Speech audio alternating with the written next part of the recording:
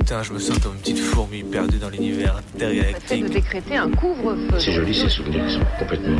Jusque quelle heure? Minuit. Bonne nuit au mauvais garçon. Et alors justement, plus un souvenir est enlevé, enfin, c'est plus est présent. Parce qu'il n'y a pas de souvenir. Minuit décousu. La nuit, ce sont des petits groupes très mobiles qui ont sévi dans Mézieux, Saint-Priest, Dessines, Vénissieux, Lyon. On est encore réveillé sur Canu. Si on l'évoque, s'il y avait une image pour le montrer, ça serait mieux sans doute. Vous savez qu'il y a une légende terriblement érotico-radiophonique qui dit que nous ne connaîtrons vraiment que lorsque nous aurons fait ensemble le tour complet du cadran. Il est 23h23. C'est débrancher ses oreilles du monde. Il est 23h54. Pour les rebrancher sur un autre. La radio la nuit, ouais, il y a un truc, il y a quelque chose de particulier, quoi. Va-t-elle s'échouer quelque part, exploser en cours de route, fondre dans notre nuit noire? Comète venue d'ailleurs, est-ce que quelqu'un t'envoie? Dans l'obscurité, les ondes radio se propagent plus loin. Ça nous ferait vraiment plaisir de vous entendre, d'entendre vos histoires à vous aussi. C'est Minuit décousu qui te parle. On va se laisser porter dans la nuit. Il est 3h. La radio de nuit n'est pas mineure. Alors il y a moins de monde, mais je trouve que c'est des gens intéressants aussi parce qu'ils écoutent vraiment, ils sont vraiment là.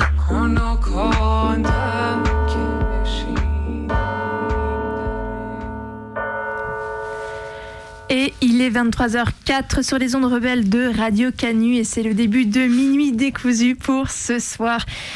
Et ce soir, dans votre émission du mardi, nous allons vous parler de logement et plus spécifiquement de lutte pour un logement décent, pour un logement moins cher, de grève des loyers. On va vous parler de Lyon, mais on va aussi vous parler un peu d'international. Ouais, parce que effectivement c'est la saison des allergies, du coup on se retrouve à éternuer et à baisser les micros de manière un peu impromptue. Ça s'entend. Donc oui, la semaine dernière, 1er avril, c'était la fin de la trêve hivernale partout en France. Et du coup ça veut dire, trêve hivernale, ça veut dire remise à la rue, expulsion de squats, etc. On connaît la chanson. Ce soir donc du coup on est allé tendre le micro à des personnes en lutte pour un logement digne. Moi je suis allé tendre le micro donc notamment aux locataires en grève de loyer contre l'agence de co-living Joyvie, Joyvie, je sais pas trop comment ça se dit. Il y avait un rassemblement le 20 mars devant l'agence Joyvie à Villeurbanne où on s'est rencontré avec ses locataires. Je suis également allé tendre le micro à des habitantes du quartier des États-Unis et de Mermoz de Lyon et donc du CPES, donc du coup ce comité de quartier qui s'est monté dans ces quartiers populaires. Elles vont nous parler un petit peu voilà, des luttes qu'elles mènent contre notamment Grand Lyon Habitat, un bailleur un petit peu escroc. De mon côté, j'ai écrit un texte d'introduction et un petit commentaire d'une session qu'on a pu écouter il y a quelques mois sur BFM TV Lyon. Je vous en dis pas plus, mais rien que la présentation, ça promet, comme vous pouvez le deviner. Et je suis aussi allée chercher des archives, notamment une archive sur une action militante qui a lieu à New York, à Tompkins Square, sur des questions justement de proprio qui augmentent les loyers et de chasse au SDF. Et pour conclure, on allait se choper aussi une autre archive donc de la bataille de la Mainzer Straße à Berlin dans les années 90, plus précisément en 1990. Une lutte pour garder une rue entière de squats juste avant la réunification de l'Allemagne. Vous écoutez Minuit décousu, il est 23h06. Soyez les bienvenus si vous nous rejoignez sur BFM Lyon. Lucas Latoka est notre invité aujourd'hui. Bonjour et merci d'être avec nous sur BFM Lyon. Vous êtes le président du CIL, le comité d'intérêt local du 7e arrondissement à Lyon. 4 ans que vous demandez l'évacuation du campement de Jean Massé. Évacuation validée à la fin du mois de juin par la justice. Hier, les policiers sont venus faire un recensement de la population présente sur ce campement. Ça veut dire que ce n'est plus qu'une question de jours. Maintenant, avant l'évacuation, c'est la fin d'un long combat pour vous? La question du logement, ou plutôt du non-logement, en jetant les gens à la rue, en rendant visible la pauvreté, en la fixant dans l'espace public, est étroitement liée à la notion d'indésirabilité. Il y a des groupes de personnes dont on ne veut pas dans la ville, qu'on ne veut ni voir ni entendre, qui heurtent le train-train quotidien des habitants propres sur eux, bien comme il faut, qui gênent les flics et aussi les élus, qui entendent vendre une image lisse et capitaliste, bonne à acheter pour les investisseurs et bonne à vivre pour les cadres en ville. Bonjour, merci pour votre invitation. J'ai une pensée particulière pour les migrants et les SDF qui vivent sous le pont Jean Massé. Ils vivent une situation très grave, tant sur le plan humanitaire, sur le plan sécuritaire et sur le plan de l'insalubrité publique. Et j'ai une pensée aussi pour les habitants qui vivent cette situation avec beaucoup de désarroi, qui nous font remonter un certain nombre de problématiques, notamment comme l'insalubrité et les nuisances sonores. Sont indésirables dans la ville néolibérale les pauvres, les SDF, les personnes en parcours de migration, les personnes racisées pas assez assimilées à la française, toute personne en marge des normes bourgeoises et petites bourgeoises. Mais attention, ça n'est jamais dit tel quel. Lucas Latoka, avant son ultime plaidoyer sur BFM Lyon il y a quelques mois pour l'expulsion du campement de Jean Massé, le précise la larme à l'œil. Ce n'est pas contre les gens, bien sûr. On a une pensée pour les migrants et les SDF. Le problème, ce n'est jamais eux. Ce sont leurs cousines, les pratiques qui sont les leurs, les nuisances qu'elles engendrent pour les pauvres riverains, dont on parle finalement avec beaucoup d'empathie.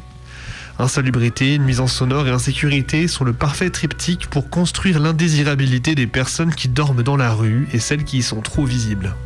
Racontez-nous justement, parce qu'on voit les images, les premières tentes sont arrivées en 2021 sous le pont à Jean Massé. Mais aujourd'hui, il y en a des dizaines et des dizaines. Il y en a aussi qui se sont installés au niveau du boulevard Ifarge. Comment la situation a évolué pendant ces 4 années pour les riverains ? Écoutez, c'est simple. La situation s'est dégradée au moment où les premières tentes sont arrivées. C'est-à-dire qu'il y a eu 5 tentes, 20 tentes, 50 tentes. Et aujourd'hui, on dénombre à peu près 150 personnes qui vivent sous ce pont. Le bilan, il est clair. Vous avez d'un côté ces migrants qui vivent une situation pas du tout correcte. Et d'un autre côté, vous avez les riverains qui sont dans une situation où ils doivent vivre avec et vivre les conséquences de tout cela. Donc les nuisances. Lyon s'est décrétée ville hospitalière, ce qui tranche notamment sur le fait que pendant 4 ans, elle n'ait rien fait du tout. Les mobilisations de riverains sont un appui bourgeois aux politiques de production de l'espace et de gestion de l'ordre. La préfecture répond par des expulsions et les élus, quand ils ne s'allient pas directement aux flics, se cachent derrière des plans de rénovation, des logiques urbanistiques qui visent à empêcher les pratiques informelles de se fixer dans l'espace public, des techniques de relogement temporaire qui dispersent les pauvres. L'idée reste toujours la même, virer les pauvres des centres urbains, invisibiliser la misère sous vernis d'hypocrisie en prétendant se préoccuper du sort des personnes. C'est le charme discret du racisme et du classisme derrière la logique du « not in my backyard » avant tout, pas à côté de chez moi. Effectivement, il y a ces difficultés pour les riverains, mais il y a ces 150 personnes qui vivent dans des conditions indignes depuis 4 ans. Et cette population qui a évolué aussi au fil des années au milieu des toxicomanes. Aujourd'hui, il y a des familles, il y a des femmes, il y a des enfants qui assistent à des règlements de compte réguliers à l'arme blanche. Il y a une question de sécurité, une question sanitaire pour les riverains, mais aussi pour ces personnes qui vivent là au quotidien. Il y a les bons et les mauvais pauvres, et les bons pauvres sont les mauvais pauvres de demain. On fait la distinction entre les toxicomanes et les mineurs isolés, mais au fond on veut se débarrasser de tous. On camoufle les évacuations de campements et les expulsions de squats derrière le prétexte de l'insalubrité, comme si c'était pour le bien des habitantes et des habitants de ces lieux. Mais ce sont des pratiques de dispersion des personnes qui dorment dehors, des mises à la rue pures et simples. On met les indésirables sous le tapis pour faire briller la vitrine d'une ville acquise à la bourgeoisie. Indésirable, tu perds ton sang-froid, mais attends encore un peu avant de tout cramer.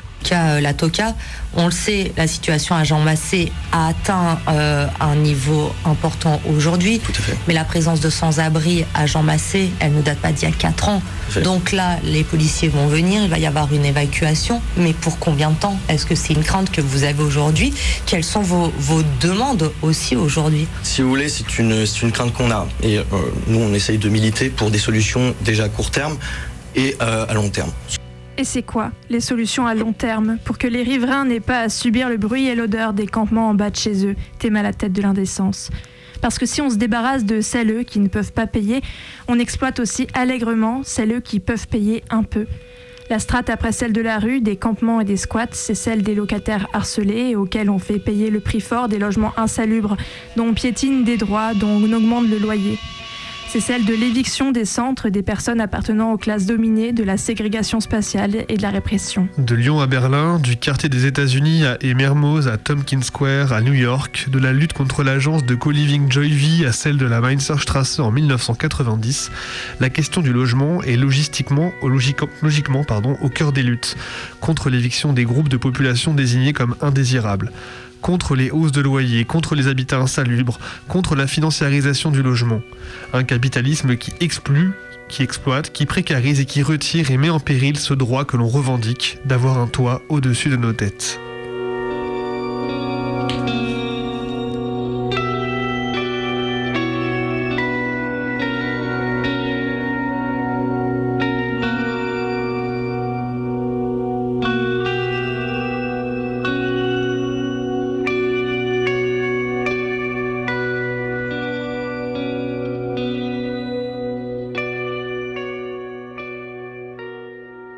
Joyvie, c'est une agence de co-living qui loue des logements à des propriétaires et qui les sous-loue à des... Là actuellement on est tous ensemble devant Joyvie, donc Joyvie qui s'annonce agence de co-living, et on est venu parce que ça fait plusieurs mois qu'on est en lutte contre Joyvie. On est des locataires, des locatrices de Joyvie, et on n'arrive pas à avoir gain de cause sur ce qu'on leur demande. À défaut de pouvoir discuter avec eux, on vient un peu manifester notre mécontentement devant chez eux directement. Les locataires sont en grève depuis plus de 4 mois. Et donc ils sont soutenus par le DAL et la BAI 69, on peut les applaudir.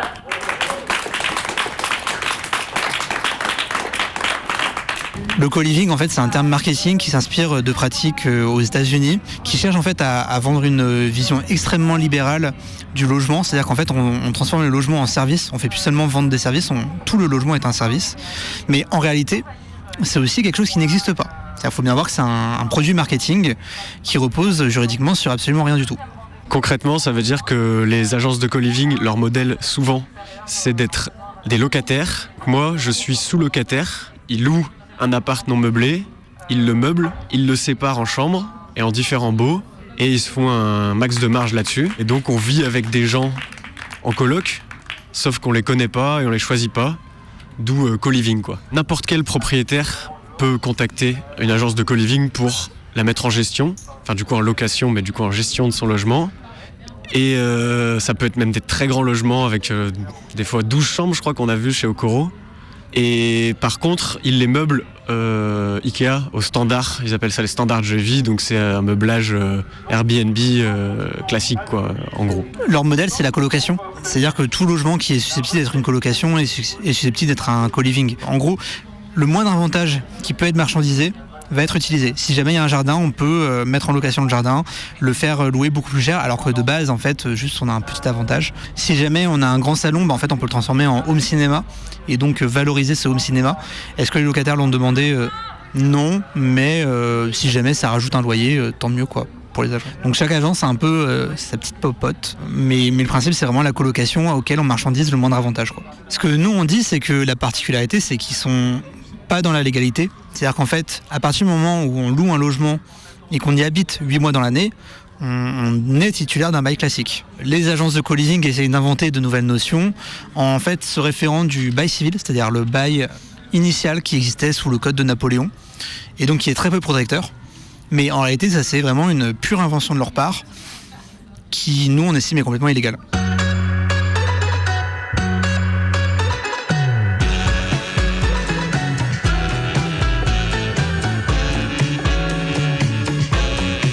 C'est plus cher que les colocations classiques, estimé, je pense, minimum 20%, 25%. Et en fait, la stratégie de Joyvie, c'est donc de faire payer un loyer et pour toutes ces prestations de services dont on a parlé avant, de facturer un complément de loyer, où là, c'est vraiment ça leur gratte et leur méthode.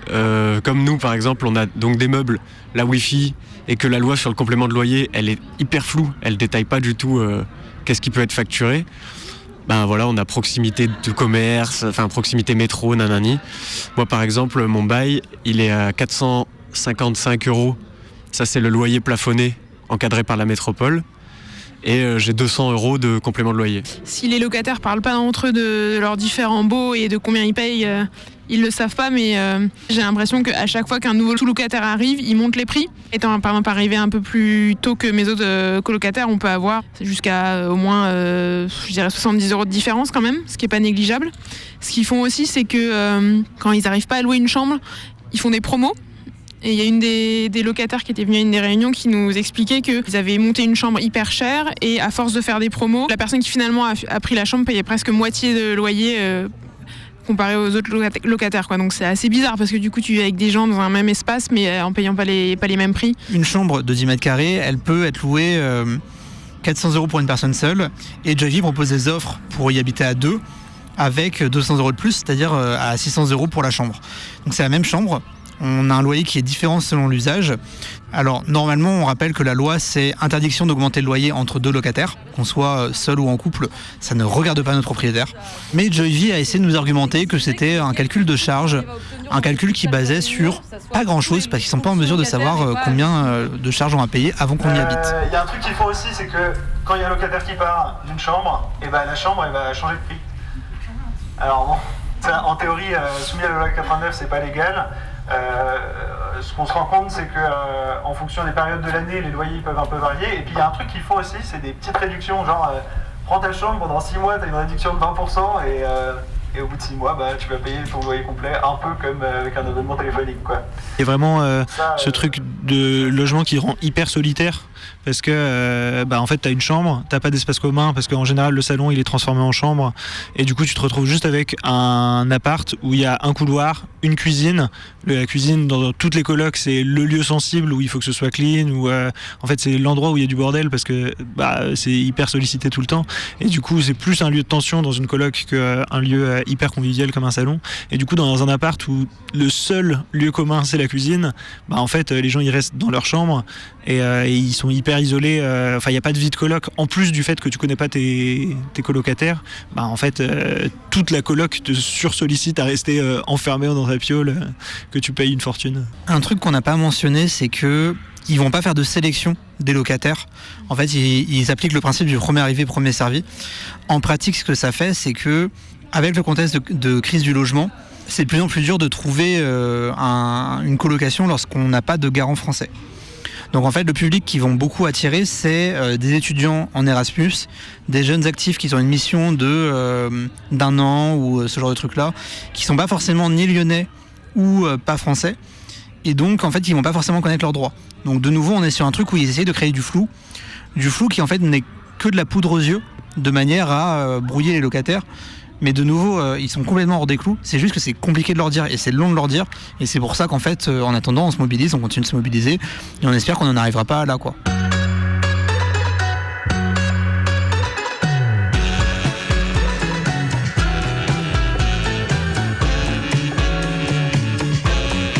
Vu que c'est un terme marketing, beaucoup d'agences peuvent s'en réclamer. Donc il y a Joyvie. À Lyon, Okoro fait des colocations, mais aussi des trucs de co-living. On a aussi des gestionnaires de résidences étudiantes comme Nexity, Studéa, qui proposent un format résidence étudiante plus co-living, mais là qui a un autre modèle complet, qui veut dire complètement autre chose. Et puis on a des agences qui se nomment de manière très gracieuse Colony, The Coliver. À Lyon, on a aussi, qui est tenu par l'ancien responsable des jeunes avec Macron et sa conjointe, qui s'appelle Livalia. Et, en fait, ils ont un montage où ils sont propriétaires des logements, mais ils ont créé une agence qui se loue à eux-mêmes et qui crée des sous-locataires comme ça, où on peut avoir des gens qui partagent leur logement à l'année avec réellement, pour le coup, des gens qui sont Airbnb. Ça va pas être des acteurs classiques de la financiarisation du logement. Typiquement, ça va pas être les grands fonds d'investissement internationaux. Ça va plutôt être des nouveaux acteurs, New Generation, des nouveaux millionnaires, ce genre de trucs-là. Mais en fait, ils pensent vraiment le logement au maximum de ce qu'on pense dans le monde néolibéral. C'est-à-dire que, encore une fois, le moindre avantage, il est financiarisé. 1 mètre carré partagé par 100 locataires, c'est 100 mètres carrés dans leur tête. On vise les digital nomades qui vont coworker en même temps que caoser. On invente comme ça des trucs tout ce qu'on veut. Our ambition is simple but big. Make living easier. So let's simplify the housing market together. We can make everyone's life easier with Joyvi. Alors que ça pourrait être des trucs un peu qu'on pourrait revendiquer de manière progressive, c'est-à-dire qu'en fait on veut faire du partage de certaines choses, c'est les pratiques par exemple d'habitat participatif, d'habitat coopératif. Là en fait c'est l'inverse parce que les locataires ils n'ont pas le choix, on leur retire ce choix-là et le moindre truc qu'on peut, on le financiarise. C'est-à-dire que s'il y a un vélo, s'il y a un local à vélo, on le financiarise. S'il y a une télé, avant il y avait une télé, tant mieux quoi, c'est dans notre coloc, c'est cool. Là non, on va le valoriser. Et dans ce sens-là, en fait, la moindre broutille, la moindre poussière, en fait, ça vaut de l'argent, quoi. Ça contribue juste à créer un nouveau modèle économique qui est encore pire que tout ce qui n'a jamais existé et qui précarise le logement et le rend en fait in fine plus dur d'accès parce que on construit des colocations dans des appartements qui sont des appartements potentiellement familiaux ou des appartements qui sont pas voués en fait à être habités par des colocataires et du coup tout ça ça peut que augmenter la crise.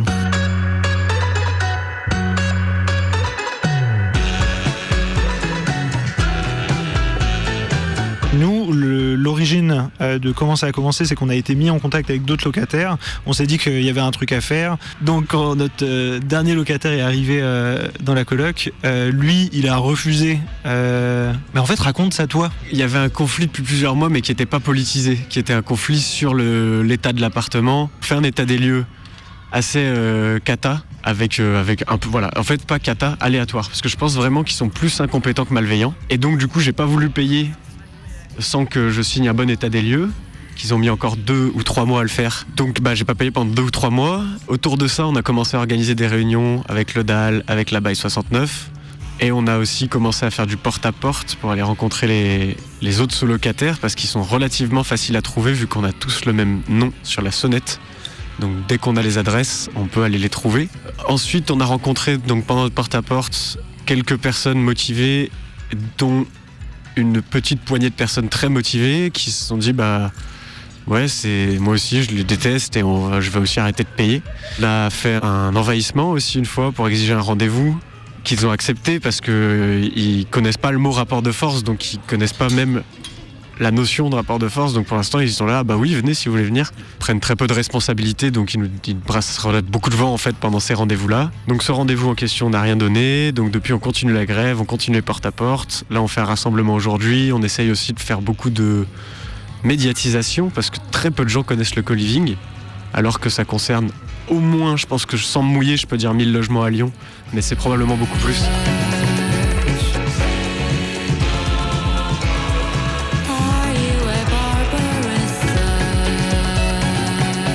J'ai commencé à faire la grève toute seule avant de rencontrer le collectif. Moi, c'est parti du fait que ça faisait un petit moment, je savais qu'ils aient pratiqué des prix bien au-dessus de l'encadrement des loyers. Je leur envoyais régulièrement des mails à ce propos et c'est vrai que je m'en faisais envoyer balader. D'abord, on n'était pas concernés, puis finalement, si ils respectaient bien l'encadrement des loyers.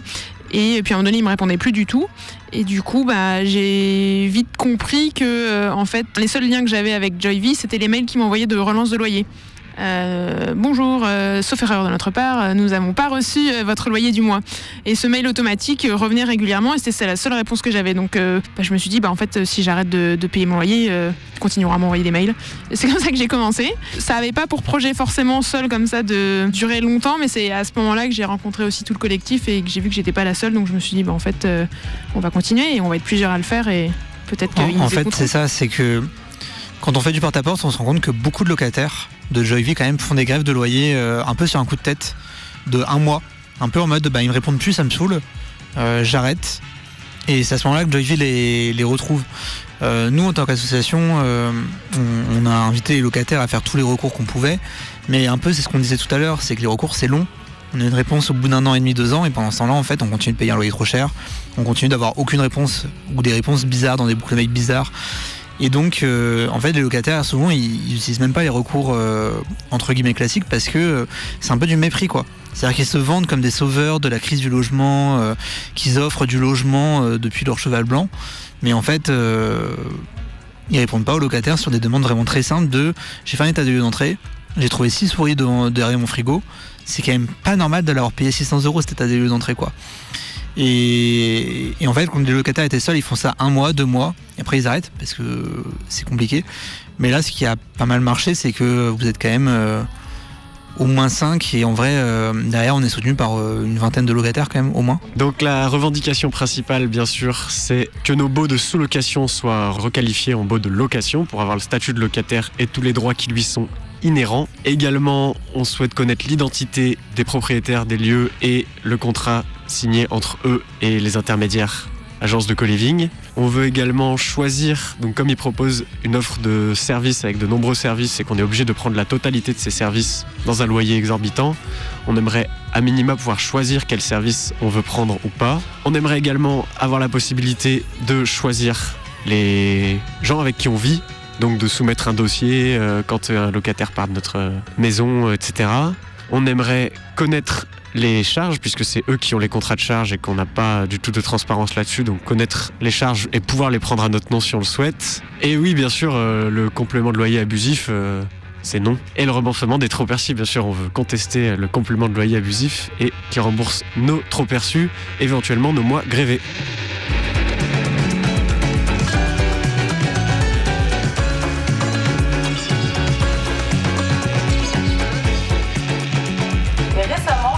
On a reçu un mail du PDG de Joie-Vie. Le PDG, basé à Milan, qui nous a envoyé un mail pour nous dire bonjour, on a cru comprendre que vous venez vendredi. Sachez que malheureusement, il n'y aura pas de gestionnaire sur place en capacité de suivre les dossiers. Donc on vous propose gentiment de venir plutôt le 25 mars, comme ça on aura le temps de se déplacer, on pourra discuter. Donc globalement ça fait partie des pratiques de ce genre de patron, de demander aux personnes qui se mobilisent de parler tranquillement autour d'une table. Donc on leur a gentiment dit que non, qu'on allait venir aujourd'hui. Surtout qu'on l'a déjà fait. Et surtout qu'on a déjà discuté avec eux sans succès. Donc voilà, on est là aujourd'hui et puis ils ont fermé les portes et ils sont pas là. Donc c'est comme ça qu'ils répondent à nos revendications. Donc on va continuer. On reviendra.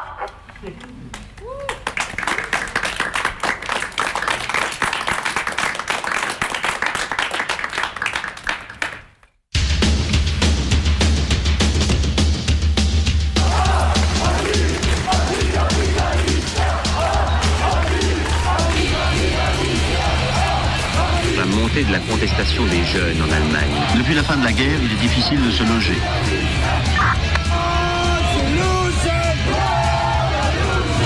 Les maisons anciennes sont détruites et remplacées par des immeubles modernes dont les loyers sont trop élevés pour les ouvriers, les jeunes et les étrangers.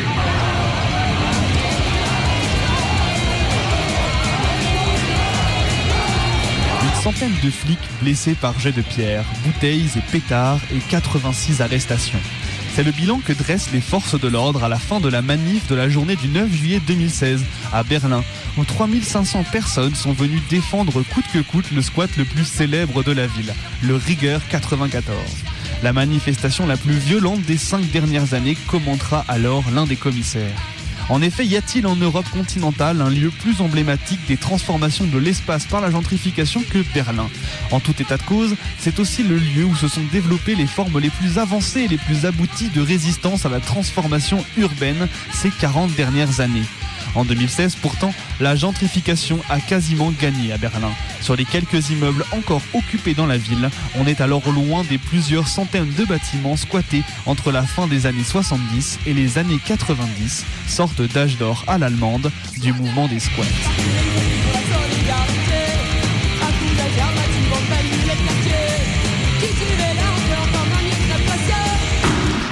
Ce qui distingue la pratique allemande au fil des décennies, c'est que la situation de la classe ouvrière locale a toujours eu peu à voir avec celle de son homologue en Italie. Dominée par une classe d'ouvriers intégrés, syndiqués et qualifiés bénéficiant d'une relative sécurité et emploi à long terme, les 80s ouvrières allemandes ne se sont que peu ouvertes aux idées autonomes et au combat contre le capital. Alors que l'Italie a connu son moment autonome depuis les usines, à l'instar de la Mirafiori de Turin, puis s'est étendue jusqu'à l'université pour gagner une grande partie des classes populaires, le mouvement autonome allemand s'est organisé directement depuis les universités autour de l'Außer Parlamentarischer Opposition, avec la figure de Rudi Dutschke et des situationnistes.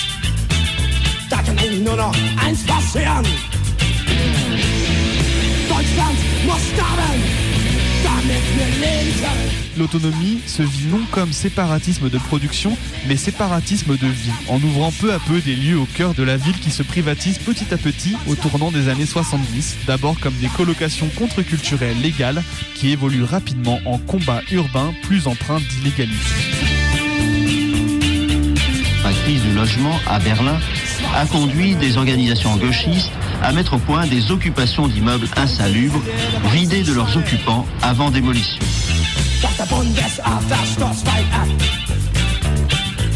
L'on voit apparaître partout dans les grandes villes de RFA des communes étudiantes, sortes d'appartements transformés de A à Z, dont les pièces sont réorganisées par les locataires, de sorte d'opérer une transformation de la division du travail que l'on trouve d'ordinaire dans l'appartement bourgeois.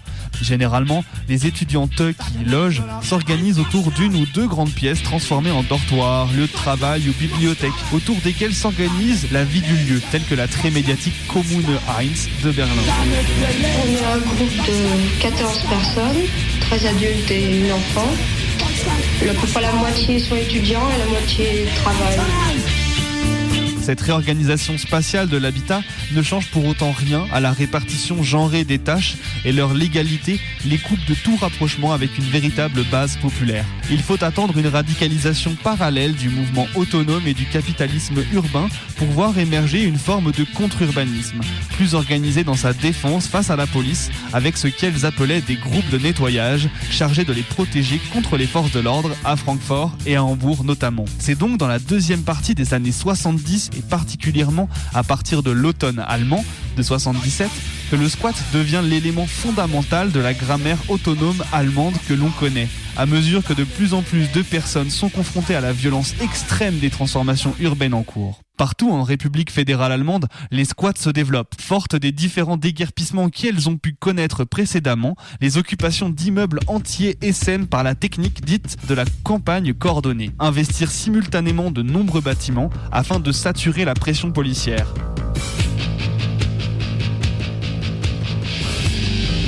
Cette tactique de harcèlement porte ses fruits. 50 appartements sont occupés simultanément le 6 février 80 dans le Kreuzberg à Berlin et on grappe jusqu'à 169 en mai. Il ne se passe plus de semaines, sans que des affrontements opposent dans plusieurs villes à la fois squatteurs et policiers venus les déloger. Nous en avons ras-le-bol. Nous habitons dans des logements dégueulasses et il n'y a pas de politique du logement. C'est pour ça que les occupations sont une solution.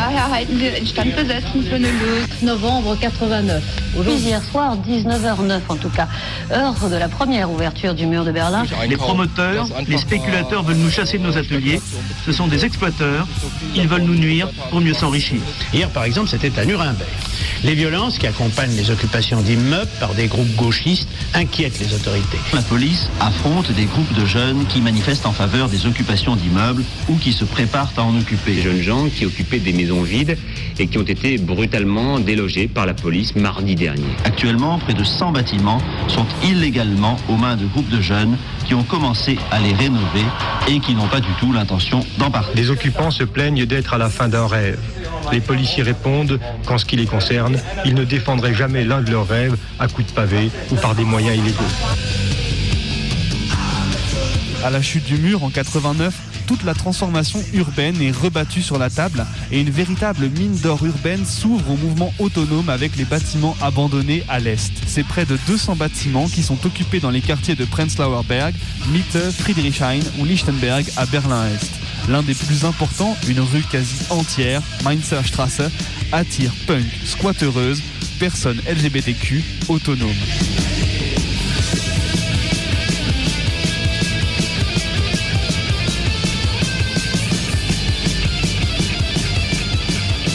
L'objectif du squat de Mainzer Straße est de créer un espace libre en rendant possible d'autres formes de vie. Une campagne de quartier intitulée « La diplomatie citoyenne d'en bas » est lancée. Des chaises sont installées devant l'ex-bureau des pensions de la RDA pour aider les retraités à faire leurs démarches administratives. Des marchés solidaires et des fêtes sont organisés par les habitantes du quartier qui connaît petit à petit son propre rythme de vie et accueille de plus en plus de monde.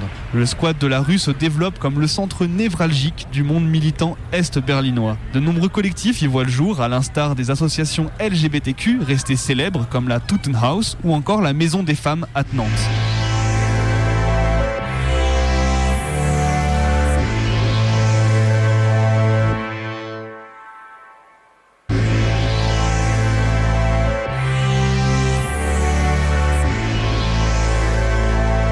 L'horizon de la réunification en 90 aiguise les rapports ouvertement conflictuels entre les squats et la municipalité berlinoise qui souhaite poursuivre à grands pas l'entreprise de rénovation urbaine de l'ouest à l'est afin de rendre les quartiers de Kreuzberg et de Friedrichshain attrayants et prêts à être gentrifiés. La nuit est calme. On sait pourtant déjà que la police a reçu l'ordre d'évacuation pour le lendemain. Alors que le 12 novembre 1990, le squat de la maison de Lichtenberg est évacué par 600 flics surarmés, les habitantes de Mainzer Straße se préparent à l'ordre de l'expulsion. Elles creusent des tranchées, érigent des barricades et construisent des trappes entre les rez-de-chaussée et les premiers étages.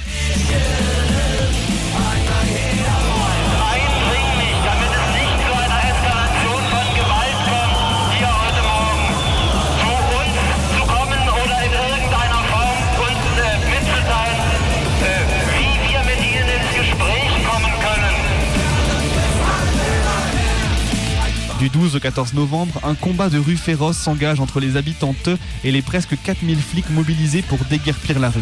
Les défenseureuses utilisent des véhicules de chantier renversés, mettent le feu aux barricades, jettent des cocktails Molotov, des pavés, des cuvettes de toilettes et des plaques d'égout qui s'envolent des toits, tandis que les assaillants tirent des grenades de gaz lacrymogènes, que des groupes d'intervention spéciaux équipés de casques se précipitent dans les immeubles et les canons à eau arrosent violemment les habitantes postées sur les balcons et les toits.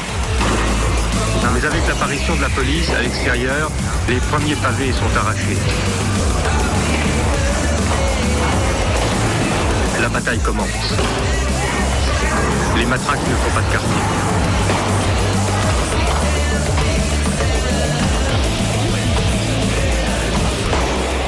Le 14 novembre, la Mainzer Straße est déclarée zone de sécurité militaire alors que 1500 manifestants-manifestantes viennent soutenir les 600 habitantes assiégées depuis la Frankfurter Allee et que les commandos spéciaux de police sont élitreillés et passent par les toits pour aller tabasser toutes les personnes qu'ils croisent dans les appartements. Ce fut la plus grande opération de police organisée en Allemagne depuis la Seconde Guerre mondiale et plus de 400 personnes furent mises en garde à vue.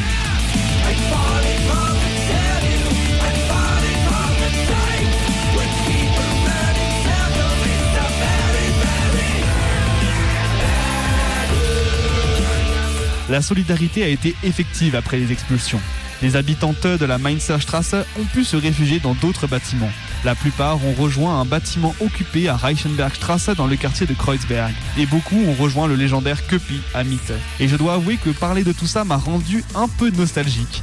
Pour avoir été à Berlin à la fin des années 2000, je garde encore très fraîchement en mémoire les nombreux squats devant lesquels on passait avec mes parents. Des bâtiments entiers extrêmement colorés et retapés où l'on pouvait deviner l'importante vie qui s'y déroulait derrière les fenêtres ouvertes où battaient les drapeaux. Sans me douter à 10 piges qu'un jour ces bâtiments me feraient rêver autrement que pour leur gueule un peu bizarre dans la rue, et c'est avec tristesse que j'ai vu fermer en grandissant tous les squats historiques de la ville face à une vague de gentrification rapide et violente.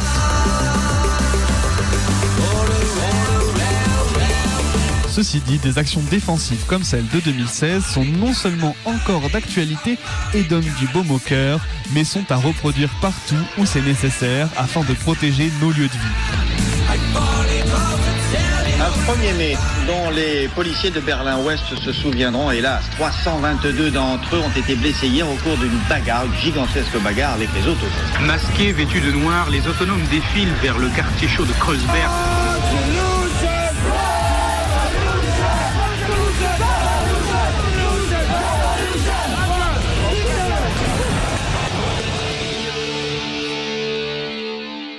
Les offices d'HLM de Lyon et de Villeurbanne faisaient aujourd'hui le point de leurs réalisations. Ces réalisations sont impressionnantes. À Lyon, la visite alla du chantier de Pierre Valdo où s'édifient 120 logements, au plateau de la Duchère où il s'en édifie 1324, en passant par les nombreux immeubles qui sortent de terre dans le quartier des États-Unis. Non, en fait, j'ai l'habitude d'avoir un truc accroché là. J'ai l'impression que je vais chanter. Ben oui, mais avec le truc là. Le petit micro ici, moi. Je m'appelle Julie, je fais partie du comité populaire d'entraide et de solidarité, du coup le CPES depuis ses débuts, depuis qu'on l'a créé depuis avril 2021. Et je vis ici depuis à peu près 6-7 ans. On est au quartier des États, plus précisément quartier Berthier-Albrecht. On est dans un petit parc là où il y a des jeux pour les enfants. Je m'appelle Lina, je suis membre du CPES aussi depuis un peu plus d'1 an. J'habite au quartier et j'ai participé aux luttes pour le chauffage par solidarité avec le quartier de Mermoz.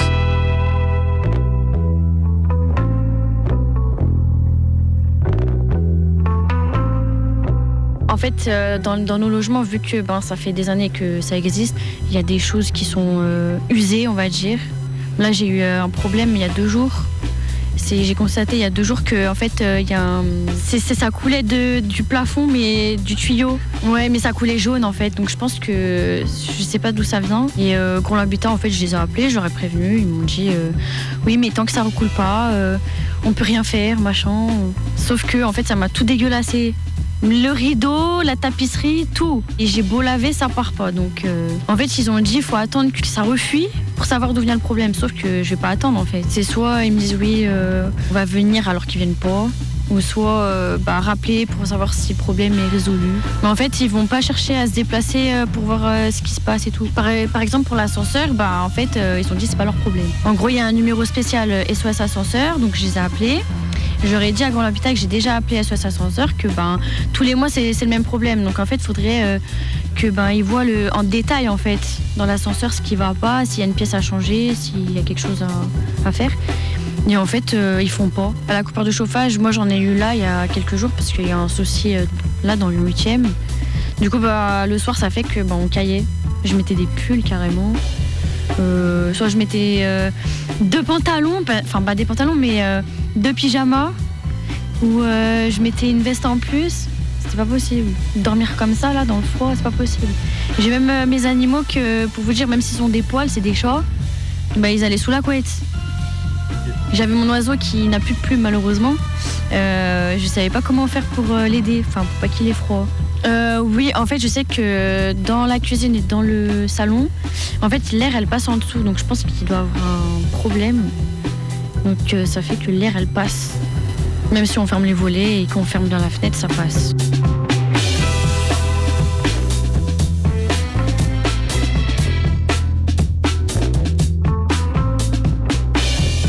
Puis, en fait, on souhaitait faire un groupe WhatsApp entre voisins pour qu'on puisse organiser un rendez-vous pour aller voir Grand L'Habitat.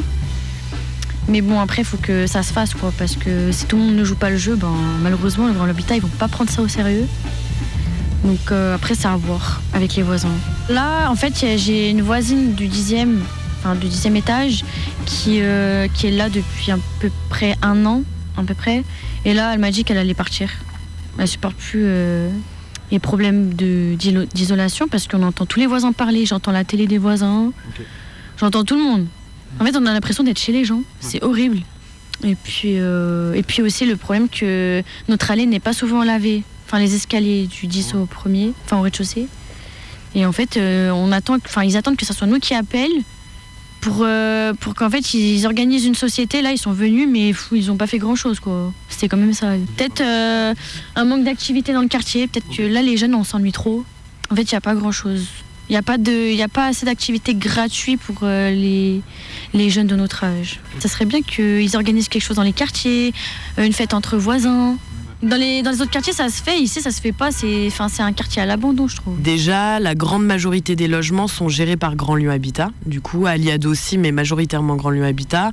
Et c'est des problèmes qui tournent principalement autour des questions de chauffage, spécifiquement pendant l'hiver. Et en fait, du coup, des questions d'isolation. L'été, il fait très très chaud dans les logements. Il y a beaucoup de problèmes de volets qui sont défectueux. Donc voilà, tout autour de ces questions de température dans les logements. Et ensuite, on a toutes ces questions d'insalubrité au niveau, il y a cafard, punaise de lit classique, cafard beaucoup, aussi gestion des poubelles qui est absolument délétère, hein, on va pas se mentir, et beaucoup de rats. Il y en a un peu moins qu'avant quand même, mais il y en a encore pas mal. Ils ont creusé des galeries partout dans le quartier, donc c'est vraiment infesté de rats. Ils remontent les canalisations, donc ils arrivent en plus chez les gens. Et on va dire que la problématique principale, c'est que oui, tous ces problèmes existent, mais surtout qu'il n'y a pas d'écoute en face. Que Grand Lyon Habitat, on n'en parle même pas. Spécifiquement au quartier des États-Unis, il y a une gestion absolument catastrophique des logements. Il n'y a absolument aucune écoute des habitants. Ils font même plus semblant, hein. Ils raccrochent au nez des habitants, ils leur parlent mal. Et au quartier de Mermoz, c'est similaire. Aussi un problème qui est très important et qui permettra de régler aussi tout le reste et surtout de lutter, c'est la question de la solidarité dans le quartier qui manque clairement, que les gens ne se connaissent plus, qu'il y a un vrai manque d'activités socioculturelles organisées par du coup les différentes instances de l'État, que ce soit les bailleurs sociaux, les mairies, etc. Il y a un total abandon du quartier, hein. Ils peuvent dire ce qu'ils veulent, il y a un vrai abandon du quartier et aussi il y a une attaque des quartiers sur la question des grands plans de réhabilitation des quartiers populaires, donc de destruction des bâtiments sociaux pour vendre à du privé, etc. Pour démanteler les quartiers populaires qui sont juste des cœurs bouillants qui vont exploser à un moment ou à un autre, qui ont déjà explosé, on l'a vu pour Naël, on l'a vu en 2005, etc. Et du coup, ça fait peur à l'État. Et là où il y avait un intérêt avant de concentrer une population dans un lieu donné, dans des bidonvilles, etc., tous ces quartiers populaires ont été créés pour condenser une population dans un lieu donné parce qu'on ne voulait pas les voir en centre-ville et que c'était bien plus pratique pour aller travailler, etc.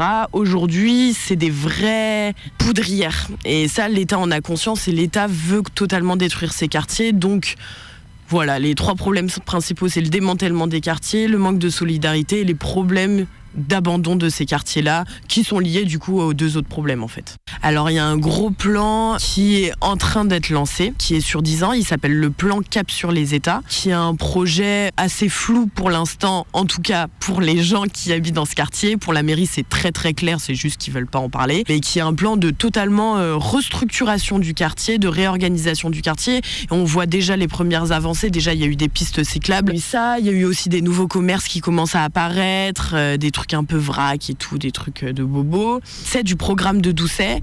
Dans un de ses grands points, c'est faire un grand parc au quartier des États. Donc ça veut dire c'est un grand parc qui va littéralement détruire des bâtiments et c'est un grand parc dont le quartier n'a pas besoin.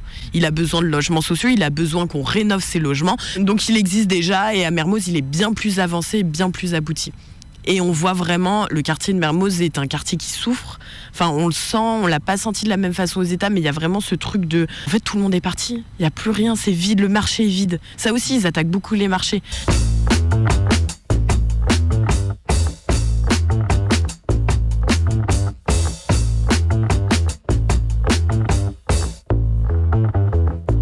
Toutes les luttes qui ont été menées depuis la création du comité de quartier, il y en a eu avant, hein. C'est pas né avec le comité de quartier, juste ça s'est plus structuré, organisé avec le comité de quartier. La première lutte, elle a eu lieu en 2022, c'était contre les charges abusives de Grand Lyon Habitat, et c'est du coup des femmes maintenant qui sont dans le comité de quartier ou qui en sont proches, qui ont été à l'initiative de ça. Elles ont mis des mots sur toutes les portes en mode là, cette année, on a eu une régulation de charges où on nous a demandé de l'argent parce que ça faisait à peu près 10 ans qu'ils leur redonnaient de l'argent ou juste que c'était nul, quoi. Ils leur ont demandé des grosses sommes.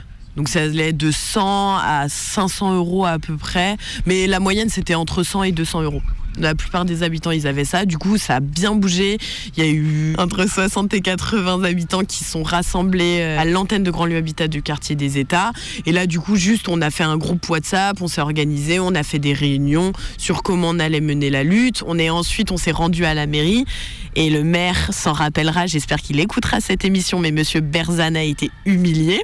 Parce que, en fait, la question qui lui a été posée, c'est: quel pouvoir avez-vous face aux bailleurs sociaux qui littéralement méprisent leurs habitants, leurs locataires ? Il a clairement dit qu'il n'avait pas de pouvoir sur les bailleurs sociaux et il s'est barré de la réunion. Déjà, gros manque de respect et c'était juste... Et les habitants ont décidé, personne ne veut nous parler, personne ne veut nous répondre, tout le monde s'est barré de la réunion. Donc on a imposé la réunion, c'était pas prévu et on s'en est retiré. En fait, c'était nous qui décidions du début à la fin.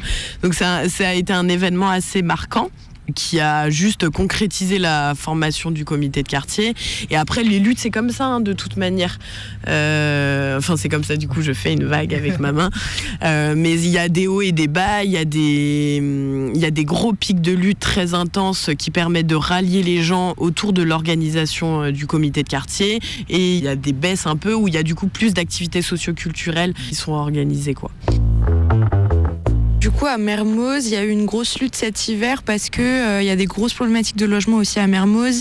Il y a des infiltrations dans les murs, il y a du moisi, il y a des gros problèmes de chauffage. Du coup, on a fait un peu du porte-à-porte pour rencontrer les habitants et les habitantes qui nous ont dit, pour certains et certaines, qu'en fait, légalement, il doit y avoir 19 dans un logement. Et dans certains logements, il y avait 15, il y avait 10 la nuit. Et c'était des personnes, notamment, qui étaient des personnes âgées qui étaient malades ou des enfants. Donc, on a fait du porte-à-porte pour récolter les témoignages des habitants. On a fait une pétition pour réclamer et exiger du chauffage et en fait pour la dignité même des habitants et des habitantes. À la suite de ça, on s'est déplacé à l'antenne de Grand Lyon Habitat de Mermoz à une dizaine d'habitants habitantes, notamment des habitants des États par solidarité parce qu'on a les mêmes problèmes ici et on a été très mal reçus par les personnes qui travaillent à Grand Lyon Habitat. Ils ont été extrêmement méprisants. On a exigé une réunion pour avoir des explications et pour exiger du chauffage. Donc on s'est présenté un matin à 9h. La personne qui nous a reçus a été extrêmement méprisante. En fait, on a vu aussi qu'en général, c'est souvent les femmes qui saisissent des problématiques au quartier et qui luttent, c'est souvent les femmes. Et on a eu des femmes très fortes qui ont exigé du chauffage, qui ont exigé des explications. Et en fait, les explications, on nous en donne pas. C'est toujours oui, mais il faut qu'on voit avec NJ parce que c'est NJ qui s'en charge. Ils se renvoient tous la balle. Donc nous, on demande, on dit ok, si c'est NJ, il y a pas de souci. Nous-mêmes, on va appeler NJ. Non, en fait, on peut pas vous donner le numéro. C'est à nous de voir avec eux. Enfin, en fait, ils trouvent toujours des excuses.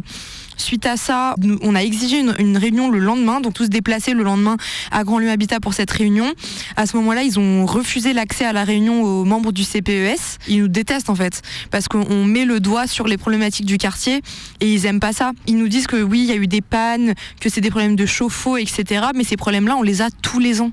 Donc comment vous expliquer que tous les ans, on a des logements qui sont à 10, 15 degrés? C'est pas normal en fait. Ils ont les moyens de trouver des solutions, mais c'est un choix de ne pas les trouver parce qu'ils font des économies sur les conditions de vie des gens. Et en fait, pour nous, c'est complètement conscient de leur part. Donc, on a exigé des chauffages d'appoint, on a exigé des remboursements des charges, parce qu'en fait, les habitants, ils continuent de payer le chauffage, mais ils en ont pas, donc c'est absolument pas normal. Et on a eu quelques victoires grâce à la mobilisation. Donc, la mobilisation, elle paye. Et c'est pour ça qu'en fait, tous les ans, on a ces mêmes luttes pour le chauffage, contre l'insalubrité, contre les charges abusives, etc. C'est pas normal qu'on nous demande plus de 1 500 € de régularisation quand le chauffage, on l'a même pas tout l'hiver, en fait. Donc, oui, il y a toute cette question administrative qui est extrêmement dure, c'est-à-dire que pour nous envoyer des régulations, il n'y a aucun problème, mais par contre pour répondre à nos appels, pour répondre à nos mails, là il y a des problèmes. Never sorry that I won, but I'm sorry that you lost. Plans to stepping over the line, she was never been crossed. Tous les habitants qui se sont mobilisés ont eu du coup les remboursements des jours où ils n'avaient pas eu de chauffage. Alors ça a été de 37 à 60 €, je crois. C'est large, c'est pas assez du tout. Hein, on peut pas mais ça montre que la lutte paie. En fait, c'est surtout ça le principal, et ça montre aux gens que en fait se mobiliser, ça fait bouger les choses, parce que en fait, ça a toujours été comme ça. Les discours qu'on a toujours eus, c'est en fait personne bouge, donc en plus ça bouge pas, mais on va jamais y arriver, etc. Mais vraiment la mobilisation collective, le pouvoir que ça a, le jour où on en aura tous conscience, là, le pouvoir pourra avoir vraiment peur de ça. Et en fait, c'est un truc qui se construit. Nous, ça fait depuis avril 2021 que le CPES s'est créé, et c'est un truc qui est hyper long. C'est hyper long parce qu'en fait, les gens ont été absolument détruits par toutes ces questions de politique, politicienne, la question d'avoir le pouvoir dans leur vie et tout. Ils se sont fait écraser toute leur vie. Donc nous, c'est ce qu'on essaye de recréer, mais tout le temps. C'est-à-dire de la vie tout le temps, des réunions où on décide ce qu'on veut pour notre quartier. Donc il y a plein de trucs comme ça, et en fait, il faut vraiment qu'on recrée cette solidarité. Et la Palestine nous a beaucoup aidé pour ça, pour se réunir, etc. I don't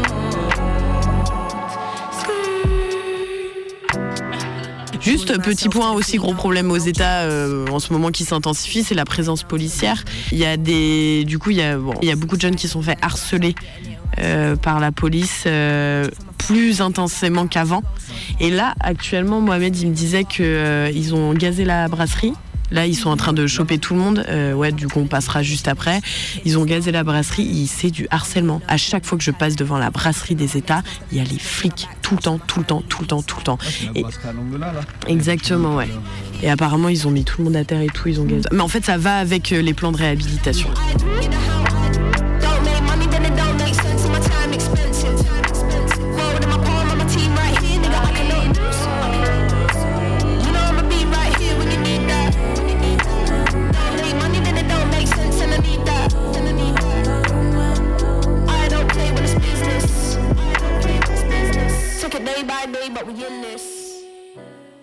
C'est encore un aspect qui a été relevé par Océane tout à l'heure, c'est la question du nettoyage des allées, etc.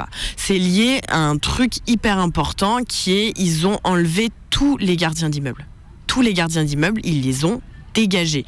C'est-à-dire que maintenant, c'est des entreprises privées qui font le ménage, avec des femmes de ménage qui sont payées 1 heure pour faire je sais pas combien d'allées. Du coup, c'est mal fait, mais en fait, c'est logique que ça soit mal fait. Elles ont juste pas le temps. Et en fait, il y a plus ce truc de tu vas voir ton gardien d'immeuble parce que tu as un problème, qui le fait remonter à Grand Habitat. Ils ont totalement cassé ces liens. Ils ont enlevé les points contacts du bailleur social qu'il y avait partout dans le quartier, enlevé tous les gardiens d'immeubles, et il y a eu notamment, ils les ont virés salement.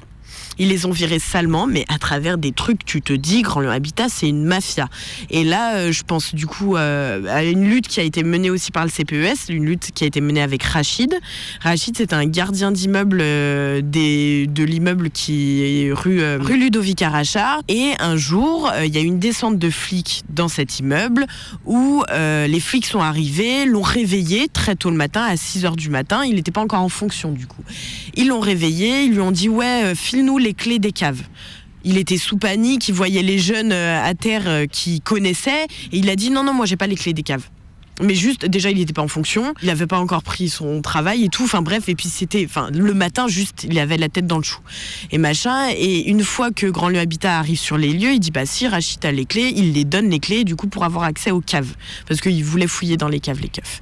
Et ensuite, il a reçu une lettre de licenciement, disant qu'il avait entaché l'image de Grand Lyon Habitat en ne coopérant pas correctement avec les flics, alors que ça a retardé déjà de 10 minutes, et même, en fait, c'est même pas ça la question. Juste, c'est vraiment, ils l'ont viré parce qu'ils avaient besoin de le virer. Non seulement parce qu'il avait un appartement, donc ça leur a permis de libérer un appartement, et en plus d'enlever un gardien d'immeuble.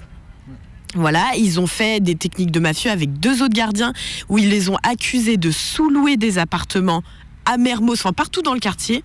Mais ce qui est totalement illogique, le dossier était littéralement vide, il n'y avait rien. Je pense à des habitants, mais une gardienne qui s'est retrouvée à 6h du matin avec son appart retourné par les flics. Elle a fait de la garde à vue sans comprendre ce qui se passait, en étant accusée de rien, parce qu'il y a eu des sous-locations, mais menées par plus haut dans Grand Lyon Habitat, où il y avait des gars qui juste, tu me donnes je sais pas combien de milliers d'euros et je te file l'appart. C'était vraiment des trucs comme ça. Et du coup, ça commençait un peu à parler à Grand Lyon Habitat. Du coup, pour débarrasser de l'affaire et en plus, par la même occasion, virer des gardiens d'immeubles, ils ont accusé des gardiens d'immeubles qui sont au bas de l'échelle, qui ont absolument pas les clés même pour louer ces apparts. Ça n'a vraiment aucun sens, pour se débarrasser de l'affaire. Et du coup, il y a 2 autres gardiens d'immeubles qui ont été virés de ça et qui ont vu leur vie se faire complètement chambouler. En plus, vraiment, la gardienne, c'était une femme incroyable qui a sauvé des vieux pendant le Covid. Parce que pendant le Covid, tous les petits vieux qui sont restés chez eux, combien sont morts dans le quartier? Bon, après, on peut parler de plein d'autres quartiers. Les vieux ont été juste laissés à l'abandon comme tout le monde. Mais elle a vraiment permis de garder ce lien, d'aller les voir régulièrement, de vérifier leur état de santé, de vérifier si tout allait bien, de faire les courses des fois. Et en fait, voilà tout ce qui casse. Il casse la solidarité, il casse le lien, il casse. En fait, ils creusent le fossé entre les habitants et eux. Et en fait, ce fossé, vous le creusez, nous on s'y installe. Voilà, c'est de leur faute. Ils peuvent pas nous voir. Ils peuvent pas voir les comités de quartier. Mais plus vous creusez, plus nous on a de la place.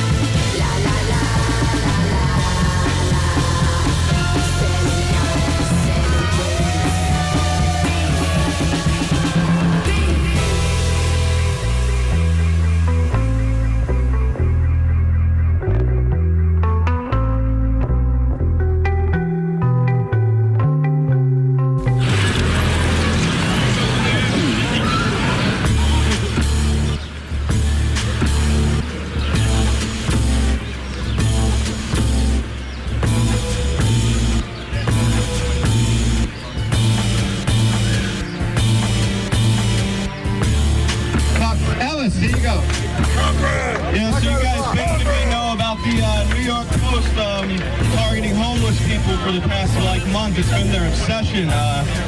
Vous êtes au courant que le New York Post s'en prend aux sans-abri depuis un mois. C'est devenu leur obsession. The population of homeless has doubled since 6 months ago. Of course it has. It was the Le nombre de sans-abri a doublé en 6 mois. Ils disent que le problème, ce sont les gens qui font la manche, que ça terrorise les riverains. The problem are people asking for Spange money on the corner. They're saying the problem is that's terrorizing the neighborhood. Why the NYPD shoot a mentally ill man 2 blocks? Mais pourquoi la police a tiré sur un homme atteint de troubles psy à 2 pas d'ici? Pourquoi les proprios raccordent-ils illégalement des conduites de gaz pour économiser quelques dollars, provoquant l'explosion de 3 immeubles? People sleep out in front of the gate. We had about 40 people last night calling it Camp New York Post. C'est pour ça que nous avons décidé d'occuper le parc. On était 40 hier, nous avons baptisé ça Camp New York Post. Joignez-nous ce soir, et demain soir, et les nuits qui suivront.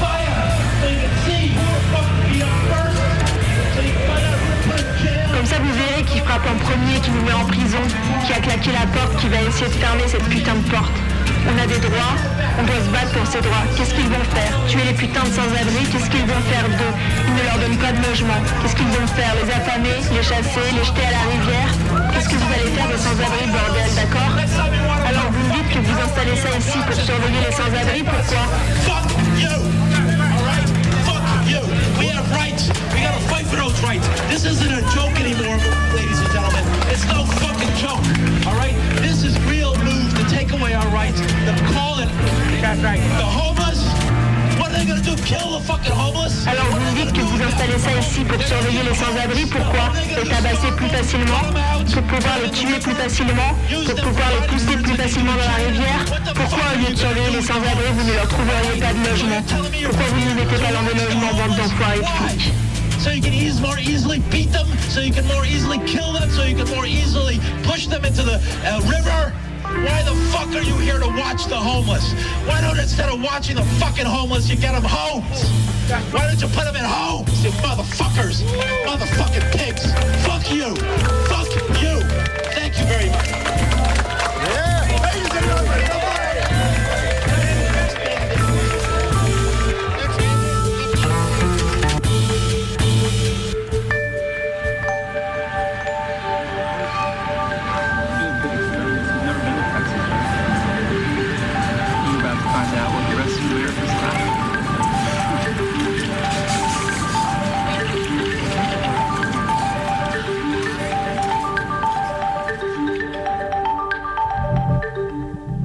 Nous sommes à Tompkins Square, dans l'East Side de Manhattan, à New York, au cœur d'Alphabet City.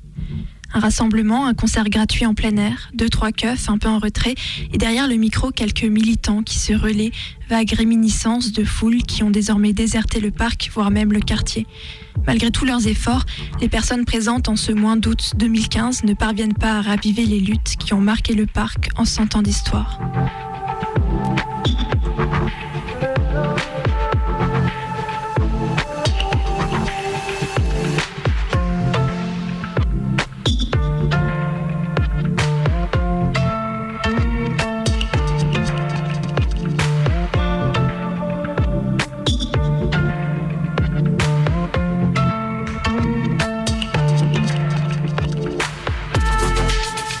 L'histoire de Tompkins Square a réellement débuté en janvier 1874. On est au milieu de la crise, la panique aux États-Unis, alors que des milliers de travailleurs et travailleuses se retrouvent sans emploi et s'enfoncent dans la pauvreté. Les expulsions se généralisent et à New York, on compte plus de 90 000 SDF, dont la moitié sont des femmes. Le 13 janvier, une grande manifestation est appelée, au départ de Tompkins Square, pour exiger du maire, William F. Havemeyer, un programme de travaux publics pour générer de l'emploi et un don de $100 000 au Bureau de secours du travail.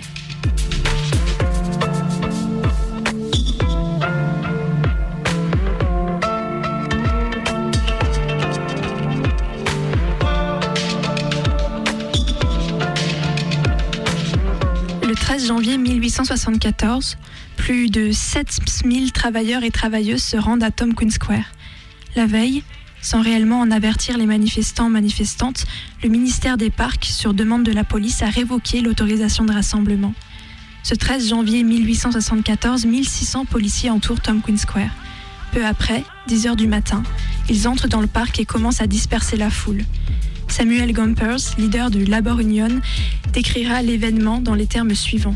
La police montée a chargé sur la foule, sur la 8e avenue, les a descendus et a attaqué des hommes, des femmes et des enfants sans discrimination. C'est une orgie de brutalité. J'ai été pris par le mouvement de foule dans la rue et j'ai empêché in extremis un policier de me fissurer le crâne en me jetant dans une cave.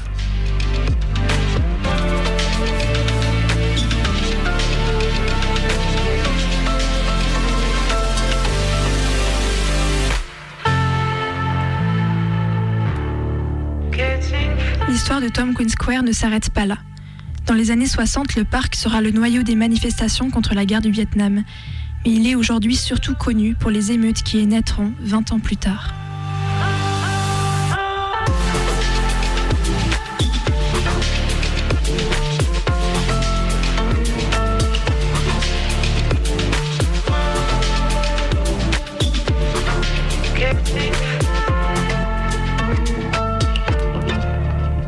One year after the same neighborhood erupted in a riot after the city tried to enforce a curfew.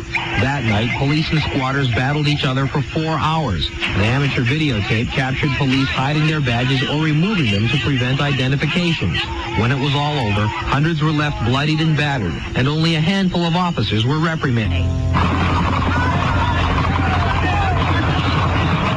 A year ago, police were armed with helmets and riot gear, and many had their badges covered as they enforced the curfew in Tompkins Square Park. It turned into a pitched battle with the homeless and their supporters and innocent passers-by, as police brass and Mayor Koch later acknowledged a police riot. All right, I'm getting down. I'm getting down. I'm getting down. I'm getting down. Paul Guerin took this videotape of what critics called a police force out of control. 50 people were injured, 121 complaints were filed with the Civilian Complaint Review Board. Most of them remain. Au fil des années et de par l'histoire du lieu, Tompkins Square occupe une place symbolique dans le mouvement ouvrier new-yorkais.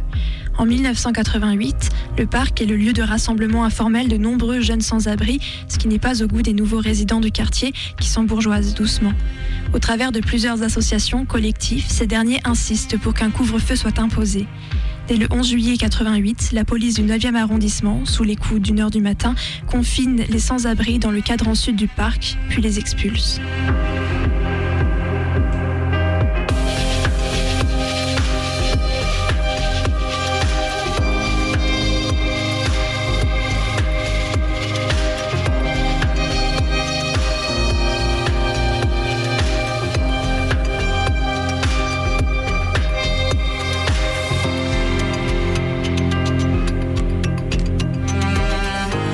Après un premier rassemblement le 31 juillet, un deuxième mouvement de protestation est proclamé pour le 6 août 1988. Ce jour-là, un journaliste du Times décrira le parc comme une zone de guerre sanglante. La police, bien déterminée à mettre fin aux protestations, se déchaîne. À l'aube, le bilan des blessés s'élève à 38 personnes. Au sol traîne encore une banderole. La gentrification est une guerre de classe.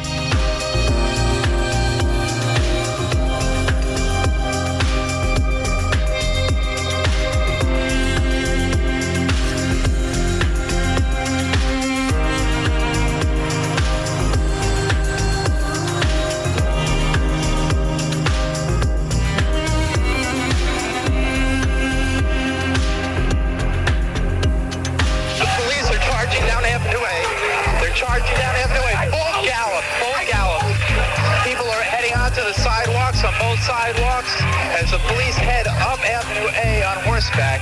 The horses now turned back and are heading towards Avenue A.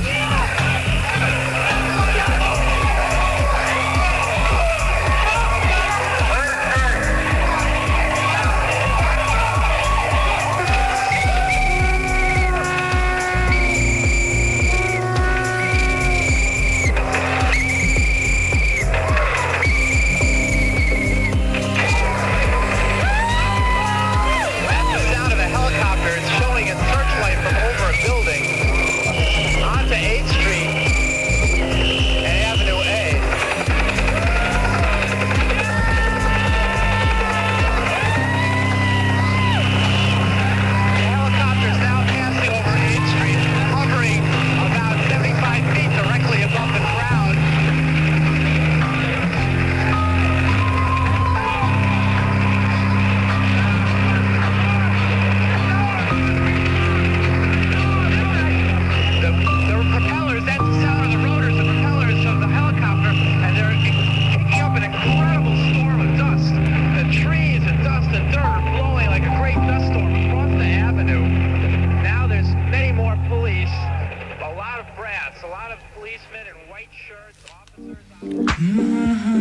Et il est minuit passé, on a légèrement dépassé la limite ce soir encore. On se retrouve donc non pas la semaine prochaine, mais dans 2 semaines, le 21 avril, pour 2 émissions. Ce sera des anniversaires de printemps sociaux, puisqu'on parlera des 20 ans de la loi contrat première embauche, et ensuite des 10 ans de la loi travail. Mais bref, ce sera dans 2 semaines. D'ici là, vous pouvez nous écouter sur notre audioblog Arte Radio, ou alors sur les radios camarades qui nous rediffusent le mercredi soir à Radio Cause Commune à Paris, et Radio Valais-Sivière le jeudi dans le Limousin. On espère que les ondes ne sont pas votre seul toit.